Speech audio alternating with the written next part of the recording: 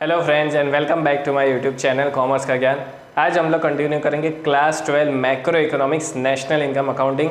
Part 1 में हम लोगों ने देखा था कि वैल्यू एडेड मेथड का मैंने फॉर्मूला वगैरह एक्सप्लेन किया था। ठीक है, आज हम लोग सबसे पहले वैल्यू एडेड मेथड के एग्जांपल्स देखेंगे और उसके बाद हम लोग इनकम मेथड और एक्सपेंडिचर मेथड में क्या क्या एलिमेंट्स इंक्लूड करने हैं वो सारी चीज़ें कवर अप करेंगे। ठीक है, सो लेट्स गेट स्टार्टेड।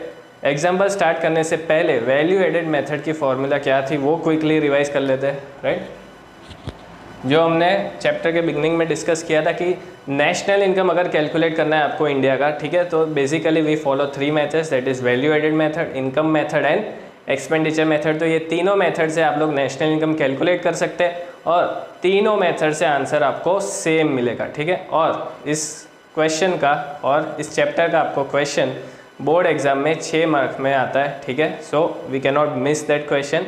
बहुत ही ईजी है, सिर्फ आपको बेसिक फार्मूला ही याद रखना है और प्लस माइनस करना है। ठीक है, बहुत ही सिंपल है। So just a second,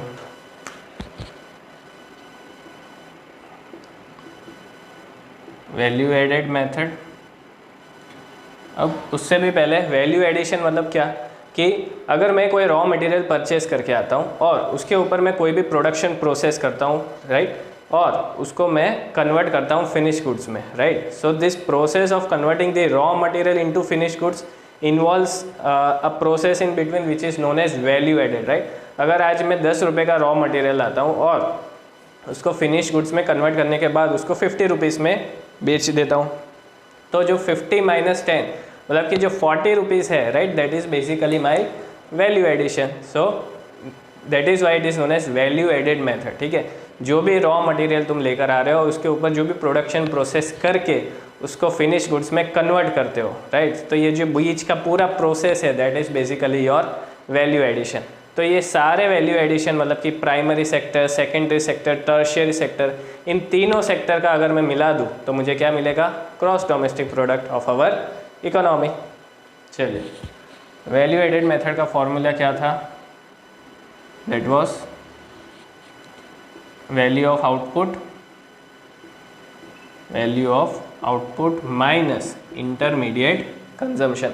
IC मतलब intermediate consumption, IC stands for intermediate consumption, that is basically your purchase। ठीक है, अब वैल्यू ऑफ आउटपुट हमें कैसे मिलेगा? वैल्यू ऑफ आउटपुट में दो चीज़ें हैं, सेल्स प्लस डेल्टा मतलब कि change in stock. Sales plus change in stock, sales का फिगर आपको दिया होगा। चेंज इन स्टॉक निकालने के लिए आपको क्या करना पड़ेगा? Closing stock minus opening stock, closing stock minus opening stock. इस तरह से आपको क्या हो जाएगा? चेंज इन स्टॉक की अमाउंट मिल जाएगी। ठीक है, चेंज इन स्टॉक आपको डायरेक्टली नहीं दिया होगा, सो क्लोजिंग माइनस ओपनिंग करके आपको वो अमाउंट फेच करना है। इंटरमीडिएट कंजम्पशन आपको यूजुअली एग्जांपल में डायरेक्टली दिया होगा। Intermediate consumption is basically your purchase. Sales में मैंने एक पॉइंट रिफर किया था कि सेल्स में आपको क्या ध्यान रखना है कि अगर डोमेस्टिक सेल्स दिया है, अगर डोमेस्टिक सेल्स एग्जांपल में दिया है तो एक्सपोर्ट्स प्लस करना है, because domestic sales plus exports will be your total sales. Intermediate consumption में भी ये याद रखना है कि अगर डोमेस्टिक परचेस दिया है आपको एग्जांपल में, डोमेस्टिक परचेस, तो आपको प्लस क्या करना है उसमें? इंपोर्ट्स। प्लस क्या करना है? इंपोर्ट्स। इन दोनों चीज़ों में क्या ध्यान रखना है कि अगर आपको ऑलरेडी टोटल सेल्स दिया है तो आपको फिर एक्सपोर्ट वापस प्लस करना है, नहीं है अदरवाइज डबल काउंटिंग हो जाएगा। उसी तरह से आपको ऑलरेडी डायरेक्ट परचेस दिया है या तो टोटल इंटरमीडिएट कंजम्पशन दिया है तो आपको इंपोर्ट वापस प्लस करने की ज़रूरत नहीं है। So this are some of the points के जो आपको वैल्यू एडेड मेथड में ध्यान रखना है। अब हम लोग एग्जाम्पल स्टार्ट करेंगे। चलिए, और एक चीज़ हमें क्या याद रखनी है कि वैल्यू एडेड मेथड से हमें नेशनल इनकम का कौन सा एग्रीगेट मिलता है। ठीक है, नेशनल इनकम वाला एग्रीगेट ये चैप्टर हमने ऑलरेडी आगे डिस्कस किया है, उसके वीडियोस मैंने ऑलरेडी अपलोड कर लिए, पहले वो वीडियोस देख लीजिए ताकि आपको पता चले कि नेशनल इनकम के कौन से एग्रीगेट्स होते हैं, राइट। बिकॉज कौन सा एग्रीगेट आपको कौन सी मेथड से मिलेगा ये आपको याद रखना है, तभी आप लोग फाइनल आंसर तक पहुँच पाओगे। सो वैल्यू एडेड मेथड में आपको याद रखना है, it fetches you GDP MP। GDP MP gross domestic product at market price, ये हमें मिलता है, ठीक है। और जो वैल्यू एडिशन हम लोग प्लस करते हैं, primary sector, secondary sector, tertiary sector, right, तीनों सेक्टर को मिला के वो मुझे क्या मिलेगा, GVAMP, ठीक है। वो हमें क्या मिलता है, this value added is basically gross value added at market price. Clear. चलिए एग्जाम्पल स्टार्ट करते हैं। अब ये पास्ट CBSE के क्वेश्चन है, ठीक है, सो दे आर इम्पॉर्टेंट। अब क्या करना है, from the following data about firm X calculate gross value added at factor cost. मुझे निकालना क्या है एग्जाम्पल में, gross value added at factor cost, ठीक है। अब याद क्या रखना है कि हमें वैल्यू एडेड मेथड से क्या मिलता है, GDP-MP, और उससे पहले हमने डिस्कस किया मुझे क्या मिलता है, GVAMP, ठीक है। इसको हाईलाइट करके रखते हैं, GVAMP। मुझे ग्रॉस वैल्यू एडिशन निकालना है सबसे पहले। जब आप लोग ग्रॉस वैल्यू एडिशन सारे सेक्टर का सम अप करते हैं, ठीक है, सारे सेक्टर्स का हम लोग ग्रॉस वैल्यू एडिशन को जब हम प्लस करते हैं तब हमें क्या मिलता है, GDP-MP, ठीक है, जो पूरी इकोनॉमी के लिए एप्लीकेबल है। चलिए मुझे दिया है sales 500, opening stock 30, closing stock भी दिया है 20, purchase of intermediate goods, purchase of intermediate goods that is 300, then purchase of machinery, or you can say purchase of machine, ठीक है, purchase of machine 150 बोला है, और लास्ट में दिया है मुझे subsidy, last is subsidy, subsidy हमें बोला है 40। चलिए एग्जाम्पल स्टार्ट करते हैं। सबसे पहले वैल्यू एडिशन निकालना है, gross value added at market price, ठीक है। सो वैल्यू एडिशन हमें कैसे मिलेगा, सेल्स माइनस IC, ठीक है। सेल्स में हमें क्या लेना है, 500। सेल्स में दो चीज़ें आती है, ठीक है, दैट इज, सॉरी, यहाँ पे आप लोग लिख सकते हैं value of output, right, value of output minus IC। Value of output में आपको लेना है sales plus change in stock, sales plus change in stock minus IC। तो सेल्स है 500, चेंज इन स्टॉक कितना है 20 minus 30, right, because it is always closing stock minus opening stock. इसमें से माइनस करना है इंटरमीडिएट परचेस, ठीक है। अब ये बहुत ही इंपॉर्टेंट है एग्जांपल, इंटरमीडिएट परचेस, राइट, जिसके खरीदने के बाद आपने उसके ऊपर कोई प्रोडक्शन प्रोसेस किया होगा, राइट। सो इंटरमीडिएट परचेज में आपको क्या इंक्लूड करना है, गुड्स, और मशीनरी को हमें क्या करना है, एक्सक्लूड कर देना है, because purchase of machinery is an asset, ये कैपिटल फॉर्मेशन है, राइट। परचेज ऑफ मशीन मेरे लिए इंटरमीडिएट गुड्स नहीं है, मैं मशीन खरीदने के बाद उसके ऊपर कोई प्रोडक्शन प्रोसेस नहीं करने वाला, या तो रीसेल भी नहीं करने वाला, right, I'm going to use it in my business. So हमारे लिए क्या इंपॉर्टेंट है, purchase of intermediate goods, right, because the word itself says intermediate consumption, मतलब कि ऐसे गुड्स या तो सर्विस जिसको लेने के बाद आपने उसको यूज़ किया है अपने बिजनेस में, ठीक है।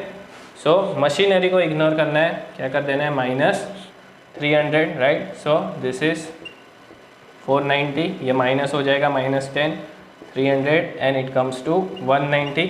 लेकिन ये जो 190 मुझे मिला वैल्यू एडिशन, ये कौन सा वैल्यू एडिशन मिला, GVAMP, बाय डिफ़ॉल्ट क्या है, GVAMP, और हमें निकालना क्या है, GVAFC, ठीक है।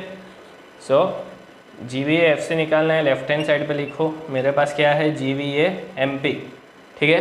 अब ग्रॉस वैल्यू एडेड तो सब में सेम है, अब क्या करना है, मेरे पास मार्केट प्राइस है, मुझे फैक्टर कॉस्ट ढूंढना है, राइट। यही ट्रिक हम लोग चैप्टर 3 में नेशनल इनकम एंड एग्रीगेट्स में यूज़ करते थे, वही ट्रिक आपको इसी चैप्टर में यूज़ करना है, right. So that chapter is very much important for you to understand. So market price से मुझे फैक्टर कॉस्ट की तरफ जाना है, सो मुझे क्या करना पड़ेगा, NIT को माइनस करना पड़ेगा। क्या करना पड़ेगा, NIT को minus, NIT stands for net indirect taxes, और NIT में क्या होता है, इनडायरेक्ट टैक्स माइनस सब्सिडीज, ठीक है। सो GVAMP 190 माइनस IT तो 0 है, देख लेते हैं, IT आपको नहीं दिया है, सब्सिडी मुझे बोला है 40, तो मैं 40 को माइनस कर दूंगा, माइनस माइनस होके ये क्या हो जाएगा, प्लस, ब्रैकेट ओपन करेंगे। So final answer of GVAFC stands 230, right. So इस तरह से आपको क्या करना है, आंसर को निकालना है, ठीक है। चलिए आंसर चेक कर लेते हैं। ये इट इज़ 230, क्लियर। सो इस तरह से हमें ग्रॉस वैल्यू एडिशन निकालना है। आपको याद क्या रखना है कि ये जो वैल्यू एडिशन हमें मिल रहा है, राइट, मेथड में, वो कौन सा है, gross value added at market price, ठीक है। जब सारे सेक्टर्स की GVA-MP को मैं प्लस करूँगा, राइट, तो मुझे क्या मिलता है, GDP-MP, ठीक है। तो ये बहुत ही इंपॉर्टेंट था, आप लोग ये एग्जाम्पल नोट कर सकते हैं।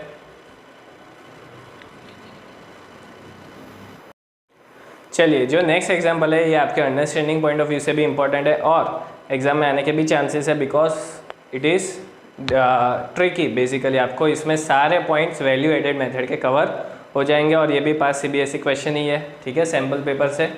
चलिए अब हमारे पास सब्सिडी है, we have sales, depreciation, exports, closing stock, opening stock, intermediate purchase of machinery and imports.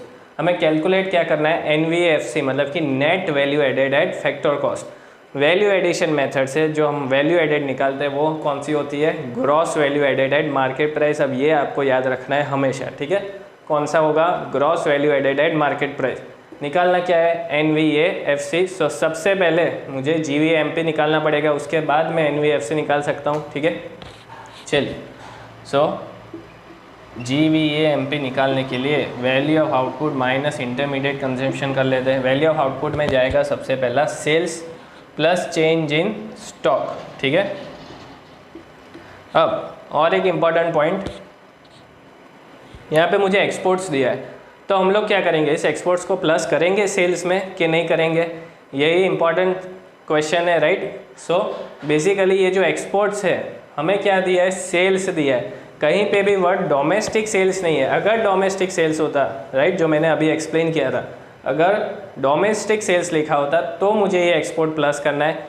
This sales implies कि ये टोटल सेल्स है, मतलब कि ये जो 800 रुपीज़ है उसमें ऑलरेडी 100 रुपीज़ का एक्सपोर्ट इंक्लूडेड है, तो मुझे फिर से उसको डबल काउंट नहीं करना है। सो आपको क्या करना है, इस एक्सपोर्ट्स को इग्नोर करना है, clear. So your sales is 800 plus change in stock 20 minus 50 closing minus opening minus IC intermediate consumption. Intermediate purchase already 500 बोला है। Purchase of machine, again purchase of machinery is not your intermediate purchase, right, it is an investment, it is part of your capital formation, ठीक है, जो आप लोग resale नहीं करने वाले, राइट। सो ये हमें एक्सक्लूड करना है। अगेन इम्पोर्ट्स भी दिया है, इम्पोर्ट्स कब प्लस होता है, अगर इंटरमीडिएट परचेज की जगह पे डोमेस्टिक परचेज लिखा होता। क्या लिखा होता, डोमेस्टिक परचेज, लेकिन वर्ड क्या है, इंटरमीडिएट परचेज। इस मीन्स कि ये जो 500 रुपीज़ का इंटरमीडिएट परचेज, सो ये जो इम्पोर्ट्स है 60 रुपीज़, ये ऑलरेडी इंटरमीडिएट परचेज में इंक्लूडेड है। सो हमें फिर से उसको इंक्लूड नहीं करना है, तो इसे भी हम लोग क्या कर लेंगे, एक्सक्लूड कर लेंगे। सो इंटरमीडिएट परचेज में क्या आ जाएगा, सिर्फ 500 रुपीज़, ठीक है। So this comes to 800 minus 30 हो जाएगा, राइट। तो ये कितना हो जाएगा, 770 माइनस 500 270, ठीक है। ये 270 जो मुझे मिला that is gross value addition at market price, ठीक है। अब मुझे निकालना क्या है, NVAFC, मुझे क्या ढूंढना है, NVAFC। तो जो एलिमेंट ढूंढना है वो लेफ्ट हैंड साइड पे लिखेंगे, जो मेरे पास है वो राइट हैंड साइड पे gross value added at market price. अब ग्रॉस वैल्यू से नेट वैल्यू जाना है, राइट। सो ग्रॉस वैल्यू से नेट वैल्यू जाना हो तो हमेशा प्लस माइनस क्या होने वाला है, डेप्रिसिएशन, ठीक है। सो डेप्रिसिएशन क्या करेंगे, माइनस करेंगे, right. Value addition is common, market price से फैक्टर कॉस्ट जाना है। सो अगेन मुझे NIT को क्या करना पड़ेगा, माइनस करना पड़ेगा, बिकॉज मार्केट प्राइस में सारी चीज़ें आ जाती है, right, it is A final price, इसमें टैक्स भी आ गया, सब्सिडी भी आ गया। फैक्टर कॉस्ट में ये सारी चीज़ें नहीं आती, इसलिए हम लोग NIT क्या करते हैं, माइनस करते हैं। Same concept goes for gross value. Gross value मतलब कि टोटल वैल्यू। आज मैं अगर कोई मशीनरी परचेज करता हूँ, लेट्स से ये जो मशीन है ये मैंने 200 में परचेज किया, right. So this is the total value, लेकिन उसको यूज़ करने के बाद उसकी वैल्यू क्या होने वाली है, रिड्यूस होने वाली है। So that is basically known as net value. तो मुझे नेट वैल्यू ढूंढना है, राइट, इसलिए मैंने क्या किया, डेप्रिसिएशन को माइनस कर दिया। चलिए तो GVA-MP 270 माइनस डेप्रिसिएशन कितना है, 30, राइट, माइनस NIT। अब NIT में हमारे पास क्या है, सब्सिडी है, इनडायरेक्ट टैक्सेस यहाँ पे भी नहीं है। सो 0 माइनस क्या करना है 40, ठीक है। तो ये हो जाएगा आपका 280 is your answer, final answer for NVAFC। सो इस तरह से आपको कैलकुलेट करना है। ये बहुत ही इंपॉर्टेंट एग्जाम्पल है from the point of view of your understanding. तो ये एग्जाम्पल को ज़रूर नोट कर लीजिए अपनी बुक में। और एक एग्जाम्पल हम लोग कवर करेंगे वैल्यू एडेड मेथड, इसके बाद ये मेथड हम लोग एंड करेंगे, ठीक है। ये एग्जाम्पल भी बहुत इंपॉर्टेंट है, अगर ये आप लोग समझ गए तो डेफिनेटली आपको ये मेथड का कोई भी एग्जाम्पल आ जाएगा आराम से, दैट इज़ माई गारंटी। अब इसमें करना क्या है, कैलकुलेट इंटरमीडिएट कंजम्पशन। क्या बोला है, कैलकुलेट इंटरमीडिएट कंजम्पशन। आसपास की फिगर्स दी है, हमें इंटरमीडिएट कंजम्पशन को कैलकुलेट करना है, लेकिन वैल्यू ऑफ आउटपुट दिया है, okay that is fine. NVFC दिया है, ठीक है, और मुझे value added method, right, value addition जो मैं निकालता हूँ, अब हमें याद होना चाहिए क्या मिलता है, GVMP, right. Value addition is basically GVMP, लेकिन एग्जाम्पल में क्या दिया है हमें, NVFC, ओके। GST क्यों दिया है, because GST is an indirect tax, ठीक है, सब्सिडी एंड डेप्रिसिएशन। चलिए, सो NVFC दिया है।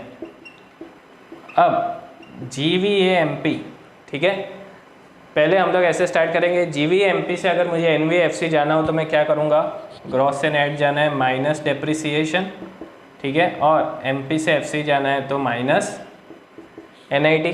क्लियर, इतना क्लियर है। अब NVFC तो ऑलरेडी 80 है, GVAMP को मुझे एक्सपांड करना है, GVAMP को मुझे क्या करना है, एक्सपांड करना है। तो GVAMP का फॉर्मूला क्या है, GVAMP का फॉर्मूला क्या है, बहुत ही ईजी, जो हम लोग अभी तक यूज़ कर रहे हैं, value of output minus intermediate consumption. Value of output minus intermediate consumption, जो हम लोग शुरू से मैं जो भी फॉर्मूला है वो डिस्कस कर रहे हैं, right. That formula is basically for GVAMP। Minus depreciation कितना है 20, minus NIT is indirect taxes minus subsidy. NIT में हमेशा क्या होता है, इनडायरेक्ट टैक्स आता है, डायरेक्ट टैक्स नहीं लेना है, ठीक है। So GST is an indirect tax, so 15 minus subsidy कितना है 5। चलिए, so 80 equals to value of output दिया है 200 माइनस IC को X एज्यूम कर लेते हैं, ठीक है, minus 20 minus 10। So 80 equals to 200 minus X minus 30 को कैरी फॉरवर्ड करते हैं। So 110 equals to 200 minus X वो साइड चला जाएगा, सो ये हो जाएगा आपका 90। So IC equals to 90 intermediate consumption. Clear guys, I hope guys you are clear with the method of value added method. ये सारे example, hope you are clear with all the examples, इसीलिए मैंने include किया है, ठीक है। सो यहाँ पे IC कितना आ गया 90। सो यहाँ पे इंपॉर्टेंट पॉइंट कौन सा था कि भले आपको NVFC दिया है, ठीक है, लेकिन हमें हमेशा क्या याद रखना है कि भाई मेरे पास तो GVAMP है, और GVAMP में कैसे निकाल सकता हूँ, value of output minus intermediate consumption करके। बस ये फॉर्मूलाज याद रखनी है, तो आपको कोई भी आंसर किसी भी क्वेश्चन का आराम से आ जाएगा, ठीक है। सो फिर से मैं रिपोर्ट करूँगा, वीडियो का कंटेंट अच्छा लगा तो ज़रूर लाइक करें, शेयर करें और कमेंट ज़रूर करें। Thank you.